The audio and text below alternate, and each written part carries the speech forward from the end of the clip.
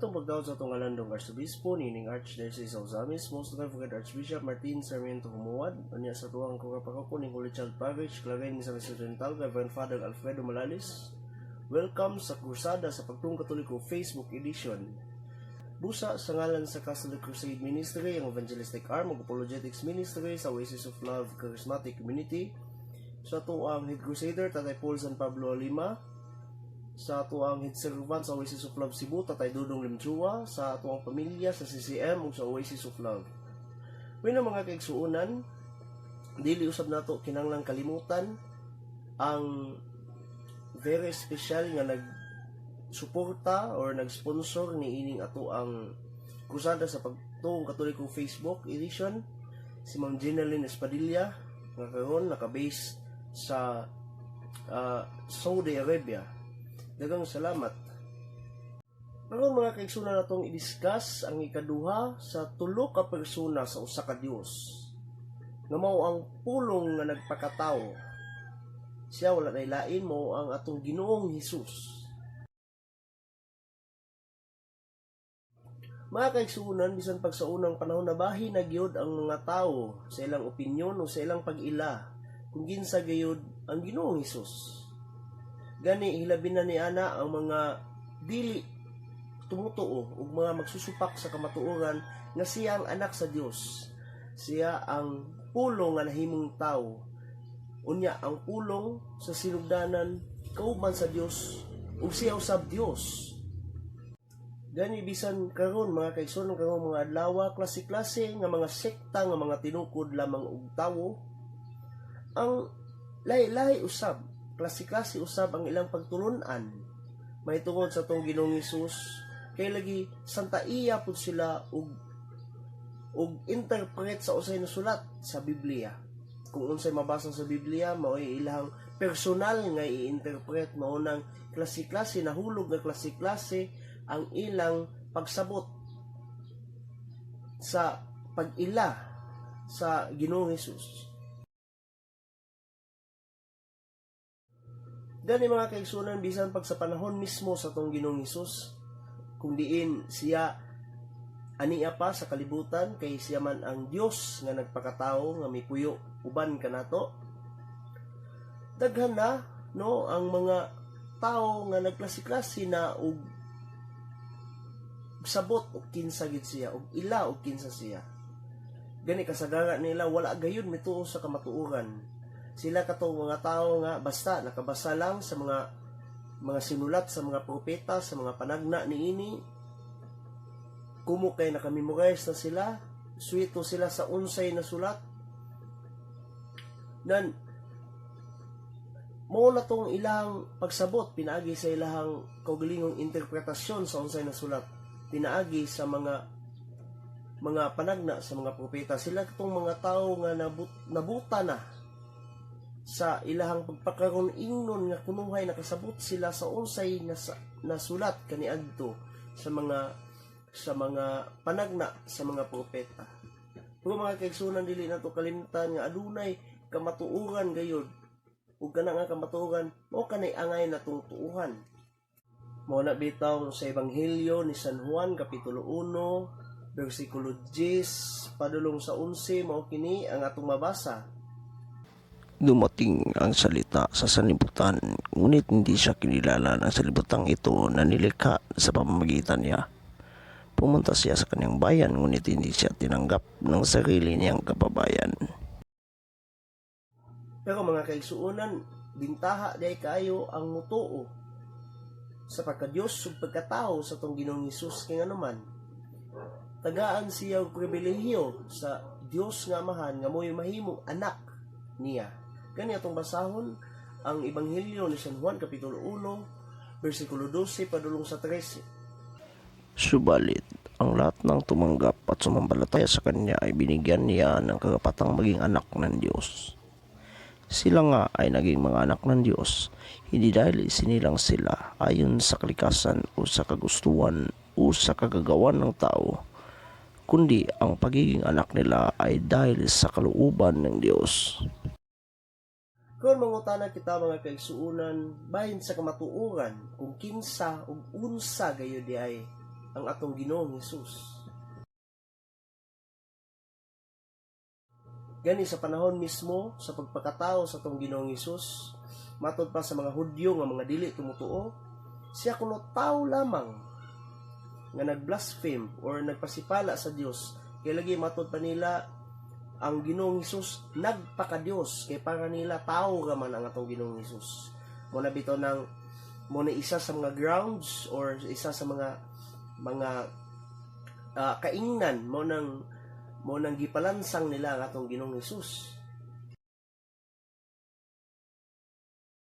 Matud pod sa INC nga tinukod lamang ni Felix Manalo letong 1914, ang Ginoong Hesus tao ra o dili Dios, no? Gani dili sila mo'y nakauna na. Ang nakauna ni ana nga pagpanudlo during sa Christian era, mao man si Arius or ang pari nga si Arius. Mga kaigsuonan, dili ikalimod sa santos nga simbahan, wala siya naglimod ni ini nga adunay usa ka pari kaniadto nga nagtudlo og heresiya. Unsa nang heresiya? Mao kan ang pagpanudlo ug pagtuo nga sayop ug opposite sa unsay gitudlo sa santos nga simbahan. Kana siya nga pari mga kaigsuonan nagtudlo nga lagi ang Ginoong Hesus tao lamang og dili Dios. Ang ngalan niya si Arius. Unya mga kaigsuonan, ang tawag sa pagtulunan niya mao kanang Arianism.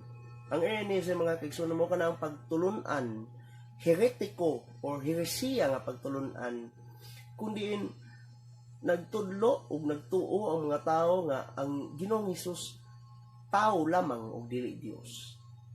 Mga kaigsuonan, mao kana ang gisunod karon sa INC 1914 nga tinukod lamang ni Felix Manalo.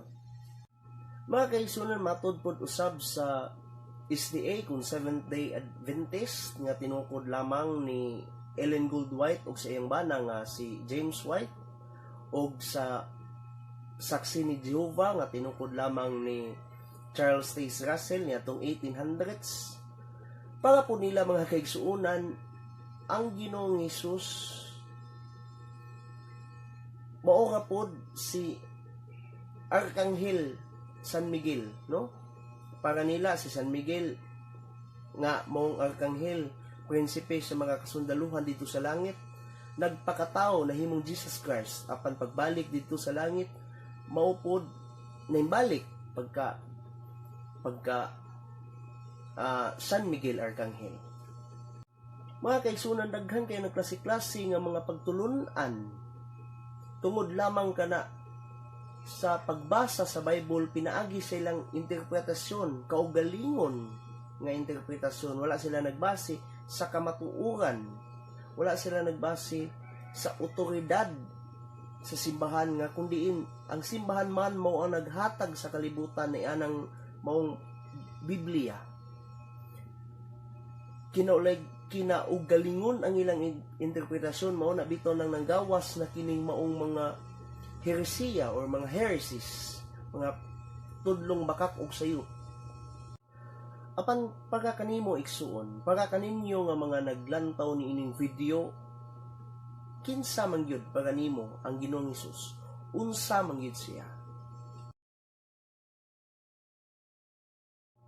Ang opisyal nga pagtulunan sa santos sa simbahan, ang Santa Iglesia Katolika Apostolika Romana, nga mao ang Ginoong Hesus isa sa tulo ka persona sa nag-inusara nga Dios, ang Santissima Trinidad or the Holy Trinity.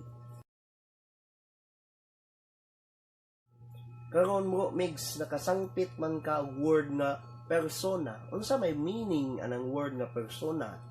Gani mga kaigsuonan, kung mogamit kita og wikipedia.com, mao kini ang iyang definition sa word nga persona. A person is a being that has certain capacities or attributes such as reason, morality, consciousness, or self-consciousness. Unya karon kay isa man kaha sa tulo ka persona sa nag-inusarang Dios, ang atong Ginoong Hesus. Unya matud pa sa definition sa word nga persona, ang persona aduna may kaugalingong kapasidad, mga mga panimuot o consciousness nan mga kaigsuonan, nahulog ba nga tulo ang Dios? Ang tubag gyapon ana mga kaigsuonan dili gani mabasa nato na sa unang sulat ni San Juan kapitulo 5 bersikulo 7. Gani atong basahon. For there are three who give testimony in heaven, the Father, the Word, and the Holy Spirit, and these three are one. Mga kaigsuonan, kabalo ko nga nahanging mo, nga na-puzzle mo, nga tuwingon galita, tulo ka naglahi-lahi nga persona. Unya, isa ka siya ka Diyos. Kabalo ko mga kaigsuonan nga na how do you call that one? Kanang na libog mo na. Pero mga kaigsuonan mo, kanay kamatuoran. Nga ang Diyos mismo, ang tulo ka persona sa usa ka Diyos, mao kanay kamatuoran. Apan kana siya nagpabilin nga misteryo. Nganong misteryo man mga kaigsuonan? Gani sa panahon ni San Agustin, nakakita siya nga adunay bata nga nagbutang og buho didto sa daplin sa baybayon, unya butangan niya og tubig gikan sa dagat, ang katong buho ngayang binuhat. Uningon si San Agustin, "Dong, unsa man imong gibuhat?" Gitubag sa bata og, "Akong punon ang buho nga akong gibuhat og tubig, ug kuhaon nako ang tanang tubig sa dagat ug akong ibutang diri sa buho nga akong gibuhat." Mingon si San Agustin, "Imposible ka na imong gibuhat dong. Kay gamay man kayo na imong buho, unya dako man kayo ang dagat." Mingon ang bata og, "Maayo na lang ni, kay mabuhat nako ni kaysa sa imong gihuna-huna. Karon, mister, nga kundi nagunahuna kag unsaon nimo pagsulbad ang misteryo sa Santissima Trinidad." Ug sa diha dayon na realize ni Saint Agustin nga kato di ay mo katoy usa ka anghel nga gisugo sa Ginoo isip pagpamatuod nga ang Santissima Trinidad dili gayud kana masolve nimo, kay ang Santissima Trinidad ang Dios nga usa nga adunay tulo ka persona, usap kana ka misteryo.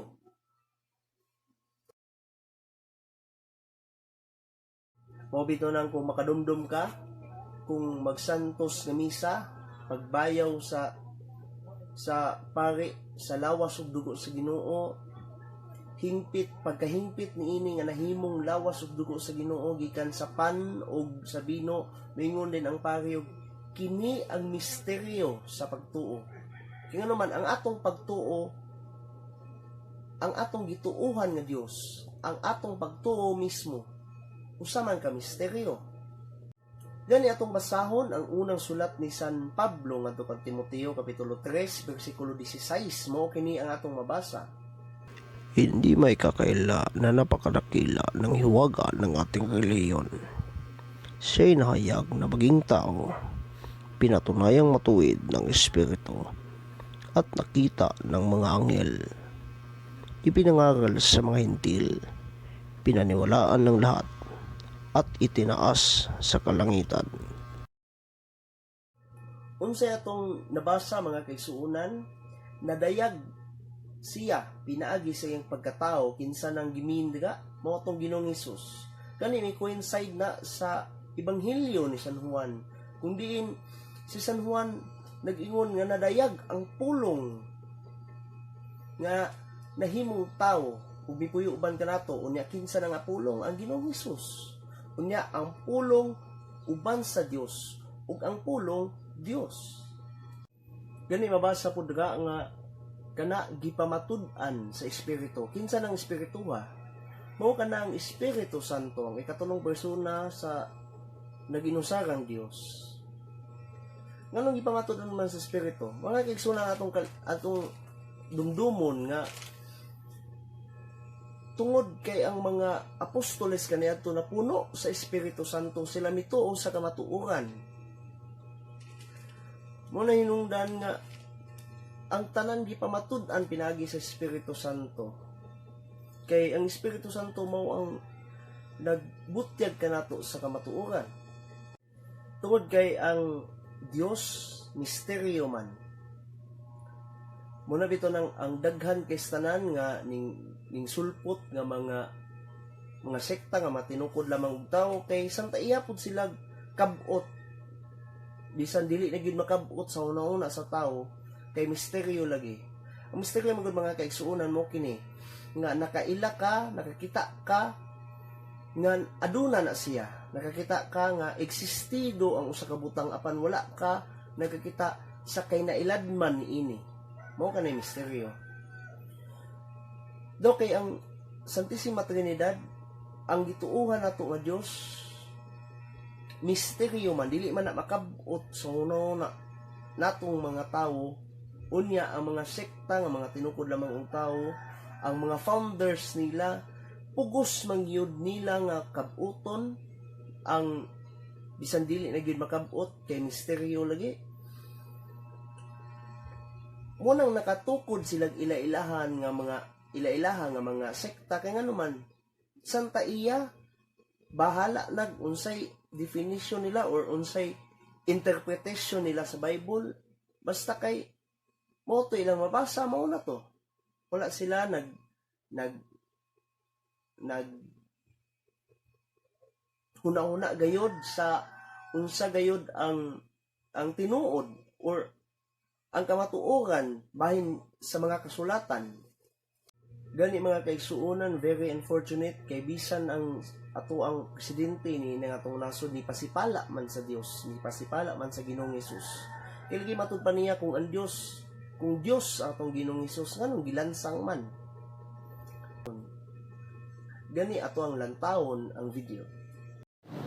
Paano ka maka-concentrate na yun? Diyos mo pinako sa krus. Napakawala ng bilib. Ako ang Diyos tapos ipako. Sabihin ko, lighting. Ubusin mo ito. Sunugin mo lahat ng mga irehis. Mga kaigsuonan mo na resulta sa mga taong ugos nga mo interpret pinagi sa personal interpretation sa unsay nasulat sa santos nga Biblia ug unsay mga nahitabo sa kasaysayan. Ugos nila nga sabton bisag dili na gid masabot kay lagi misteryo man. Pero mga kaigsuonan unsa may gisulat ni ana sa santos nga Biblia bahin sa pagkalansang sa tong Ginoong Hesus. Kay lagi nganong ug Dios pa siya nganong gilansang man siya. Gani mabasa nato na sa sulat ni San Pablo ngadto sa mga taga Filipos kapitulo 2 bersikulo 5 padulong sa 8 ug mao kini ang atong mabasa. Naway magkaroon kayo ng kaisipan na tulad ng kay Kristo Jesus. Kahit sa likas at tunay na Diyos, hindi niya ipinagpilitang mananatiling kapantay ng Diyos. Sa halip, kusa niyang hinubad ang pagiging kapantay ng Diyos at naging katulad ng isang alipin.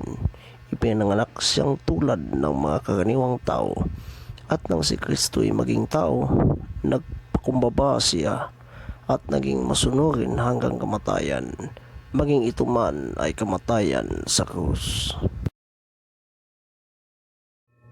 Kay ang Ginoong Hesus man mga kaigsuonan nagtudlo kanato og humility kun pagpaubos.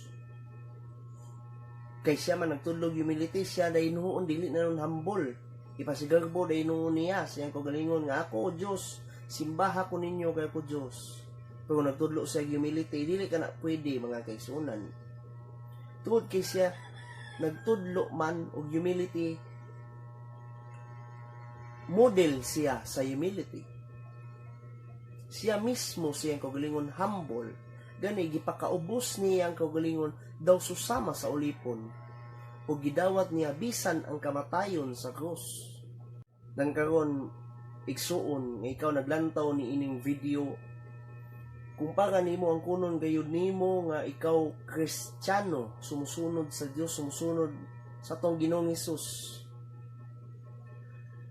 Aman nimo pilion ang Ginoong Hesus ug ang mga nasulat sa santos nga Biblia o ang mga tao nga may pasipala ug may bastos sa atong Ginoong Hesus?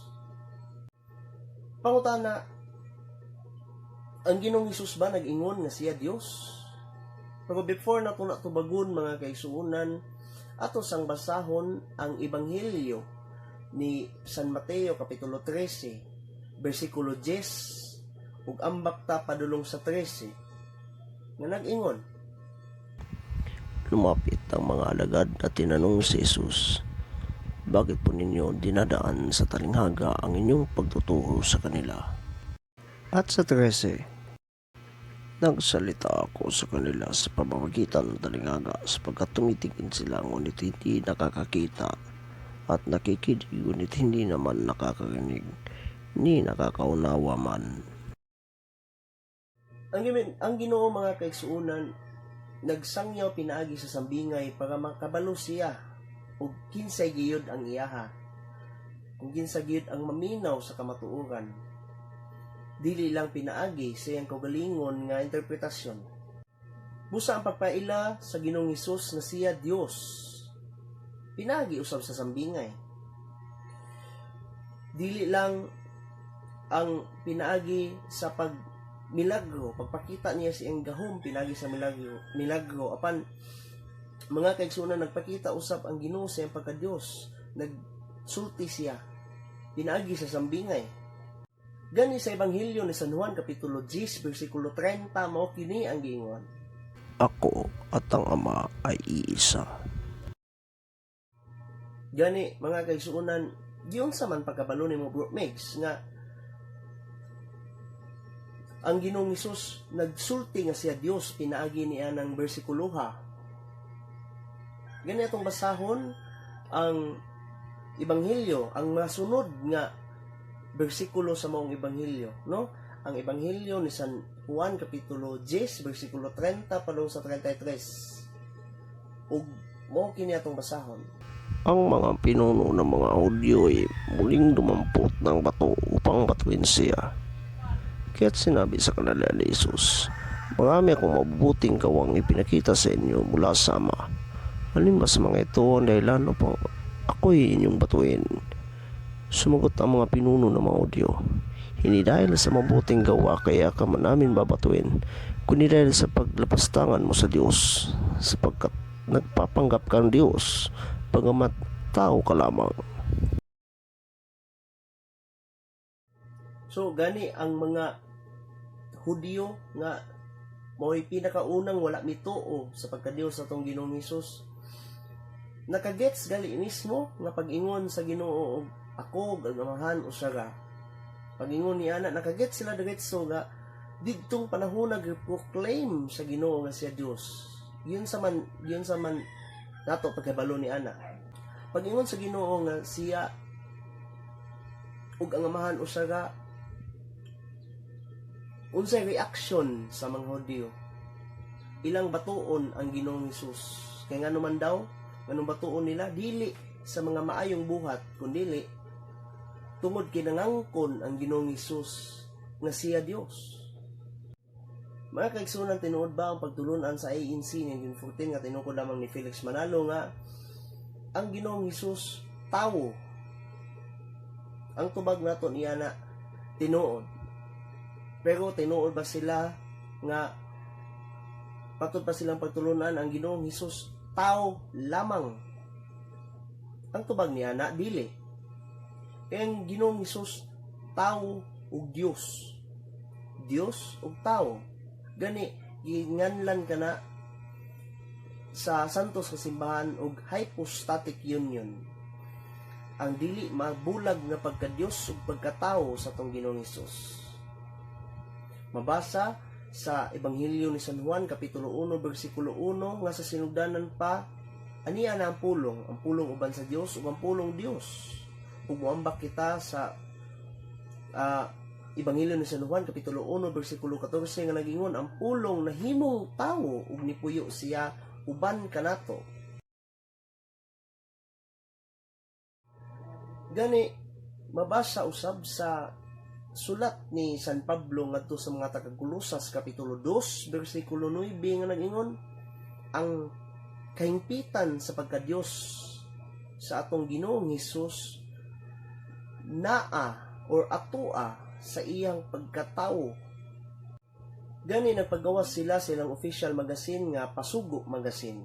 Nga dito mabasa nga matud pa daw nila or matud pa dito sa maong magazine nga ang pagtulunan nga Dios ang Ginoong Hesus na imbento lamang pinaagi sa konsilyo or katong konsilyo sa Nisiya. Gani mabasa na to na sa Pasugo April 2017 page 3. Take note that the doctrine of the divinity of Christ was formed merely through a Catholic council, held more than 2 centuries after the last book of the Bible was written. If Christ were truly God, then the Holy Scriptures would say so in no uncertain terms.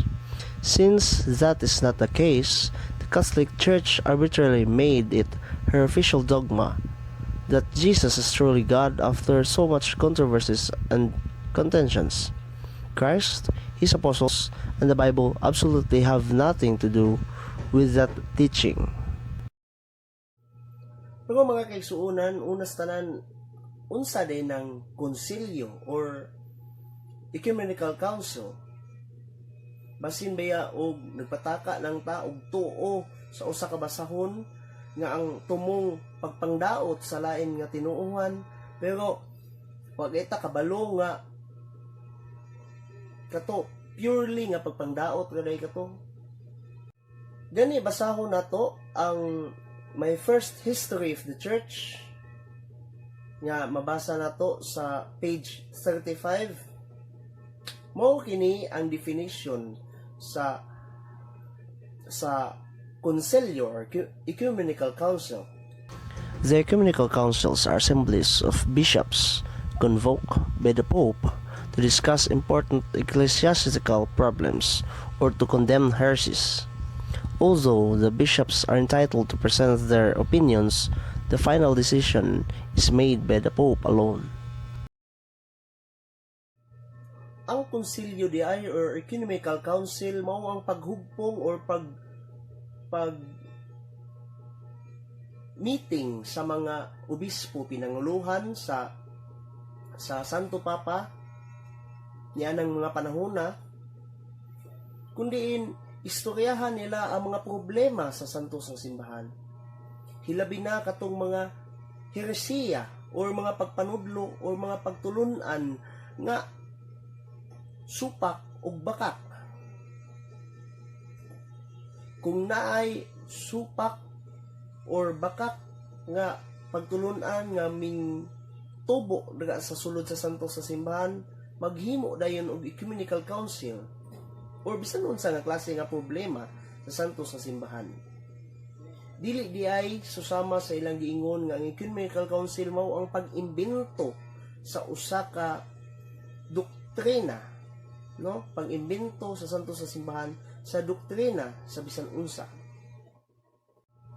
Kani mga kigsunan, gibasa gyapon or gisulat gyapon sa mismong page sa referensya nga atong gigamit nga ang unang konsilyo di ay sa Nisiya, which is mao'y gihimong referensya sa Pasugo nga ilang nga mao'y referensya usab sa INC 1914 nga ang konsilyo sa Nisiya, unang konsilyo sa Nisiya or the first Nicene Ecumenical Council mao ang pagkundina or ang pag-solve sa problema kung diin si Arius matud pa sa kung gisulti ganiya usa ka pare nga nanudlo nga ang Ginoong Hesus tao ra og dili Dios. Gisolve kana og giproklama sa santos nga simbahan nga ang Dios or ang Ginoong Hesus Dios ug tawo, dili tawo lamang, dili Dios lamang kundi dili Dios ug tawo. Gani mga kaisuunan, dili ikalikayan sama sa kong gingon ganiha nga adunay mga pare kaniadto nga natudlog baka kay biblikal kana siya, pero dili siya ingon nga ang santos ng simbahan mao ang intiro baka. Nganong kinanglan man nga na ecumenical council, kay lagi ang nanudlo, pare, unya kung madunggan ka to, butang talang, nasa mga parokyano, no? Labi na si Arius, inila ka to sa iyang panahon nga usa siya ka theologian. Karon mga kaisunan, kung madunggan to sa mga tawo nga mo na pagpanudlo ni Arius without contradicting gikan sa santo sa simbahan mismo, makato ang nga tao kay pare gud siya. Muna bito ng naghimog ecumenical council kun meeting sa mga obispo pinanguluan sa Santo Papa kay nga naman para i-proclaim nga mao ginay official nga pagtulunan, dili pag-imbento sa doktrina. Lahi ang pag-imbento sa doktrina kun kaysa sa pag-proclaim nga mao katoy tinuod nga doktrina. Ang First Ecumenical Council sa Nicaea mao ang pagkundina sa heresiya kun heretiko nga pagpanudlo sa erehes nga si Arius. Busa mga kaigsuonan, kung naamoy mabasa sa bisan unsa nga klase nga basahon nga nag-ingon nga ang konsilyo or ecumenical council sa santo sa simbahan mao ang pag-imbento sa doktrina sa santo sa simbahan, ayaw gayud mugtuo ana kay bakak kana ug bakakon ang nagsulat niya ng maong basahuna. Mga kaigsuonan, dirita sa doktrina sa SDA nga tinukod lamang ni Ellen Goldwhite ug sa iyang bana nga si James White, ug sa Jehovah's Witness nga tinukod lamang ni Charles Taze Russell, nga matud pa sila mga tinuohan nga si San Miguel ug ang Ginoong Hesus usa no? Sa langit siya si San Miguel, pagpakatao na himong Jesus Christ, pagbalik sa langit na himong San Miguel ug balik. Kung mga kaigsuonan, tinuod ba kana? Gani unsay masulti sa Biblia may tungod ana. Mabasa sa sulat ni San Pablo ngadto sa mga Hebrew, kapitulo 1, bersikulo 4 padulong sa 7, ug mao kini ang giingon: Ang anak ay Ginoong higit na dakila kaysa sa mga anghel. Tulad ng pangalan ay binigay sa kanya ng Diyos ay higit na dakila. Sapagkat kailan may hindi sinabi ng Diyos sa sinumang anghel, ikaw ang aking anak. Mula ngayon ako ang iyong ama. Ni hindi rin niya sinabi sa kaninumang anghel, ako'y kanyang magiging ama at siya'y aking magiging anak. At nang isinugo na ng Diyos ang kanyang panganay na anak sa sanlibutan ay sinabi niya, dapat siyang sambahin ng lahat ng anghel ng Diyos. Tungkol naman sa mga anghel ay sinabi niya, ginawa niyang hangin ang kanyang mga anghel at ningas ng apoy ang kanyang mga lingkod. Mga kaigsuonan, ang amahan mismo ang namulong nga ang anak labaw sa tanan, labaw sa anghel ug simbahon sa mga anghel. Unsaon pagkahimong usa ni Jesus Christ ug ni Archangel Michael, kung si Michael anghel niya musimba sa anak, kinsa man ang anak, ang Ginoong Hesus. So contradict na sa pagtulunan sa SDA o sa JW or sa Jehovah's Witnesses. Unya mga kaigsuonan, ang Ginoo or ang Dios Amahan mismo mo'y namulong bahin sa anak nga Dios. Gani basahon nato ang sulat gyapon ni San Pablo ngadto sa mga Hebreo kapitulo 1 bersikulo 8, kini ang giingon: Ngunit tungkol sa anak ay sinabi niya, ang iyong trono o Diyos ay magpakailanpaman. Ikaw ay maghaharing may katarungan. Sa katapusan ug sa para mamubo gayod o para masabtan gayod, sa mubo nga pamaagi ug sa sayon nga pamaagi, ang Ginoong Hesus Dios. Ang Ginoong Hesus tao usab. Mga kaigsuonan, adunay tulo ka persona sa usa ka Dios. Tulo ba ka Dios? Dili. Tulo ka persona? Oo. Usa ka Dios? Oo. ug isa na ana ang atong Ginoong Hesus. Ang Ginoong Hesus, Dios ug nagpakatao. Mga kaigsunan, daghang salamat ug ginatpunta na sabta nato kining tanan. Sa ngalan na lamang sa Catholic Crusade Ministry, ang Evangelistic Arm ug Apologetics Ministry sa Oasis of Love Charismatic Community. Kinalang sa Peace.